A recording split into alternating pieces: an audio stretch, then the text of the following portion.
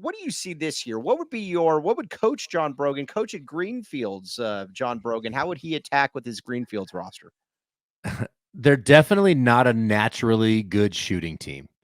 Right. Like, we manufacture threes, but they don't have a ton of guys who can just get hot and make threes. Love is really streaky, shot 33% or whatever he shot last year. You know, KJ Lewis caught the ball in transition or off a rebound or something and fired up an air ball, right? On a kind of a set shot three. So Del Orso's probably the most natural three-point shooter on the roster, and that's his role, and that's why he's going to play. But I'm not necessarily concerned about it because their defense and their rebounding is so strong. And they're going to have games where they make a lot of threes, but they're also going to have games where they go 5 for 25 from three because they're just not natural at it. They don't have anybody who's just pure shooter besides Del Orso. So if there's one Achilles heel, I could see them going on the road second half of a Saturday, Sunday game and then making 5 threes and losing a road game that maybe they shouldn't lose. But, there's a lot of ways to overcome not being lights out from three. So I'm not necessarily concerned about it, but that would be the one weak spot, I think. All right, now we're getting questions about Brent Brennan. We're going to talk about him for probably the last 10 minutes of the show, but we want to talk about good things right now. But what I also think, though, that where this team is better equipped, though, than in previous years is this team, I believe, can win slow-down games where I believe this team can get to the free throw line. I believe there's multiple guys that can live in the lane, and that was the problem with, say, last year's team or the team before that, is that, their free throw numbers,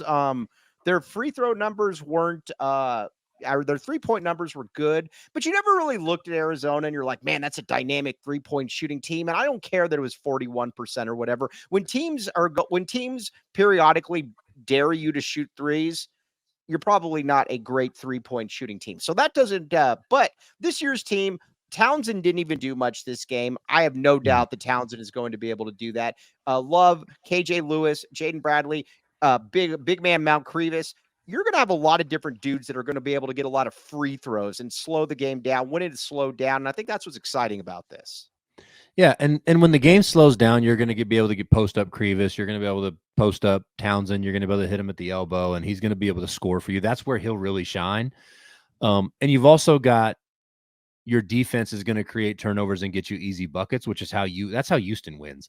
They just pressure the crap out of you. They offensive rebound. They get a couple runouts, and they can score slow down half-court games. Arizona's got a little bit of that in them this year where they're going to be able to really play defense, create a ton of pressure, get some easy buckets, get some offensive rebound putbacks that's going to really help them in the games where they don't shoot that well. I mean, they shot 28% or whatever from three and scored 93 points. I get it's Canisius, but still, they can score in a bunch of different ways, which, again, if you're not making threes, you've got to be able to get buckets in other ways, which they can do. So, this team's going to hang their hat on defense and rebounding and free throws. It's not going to be threes. We all silly like the mayor.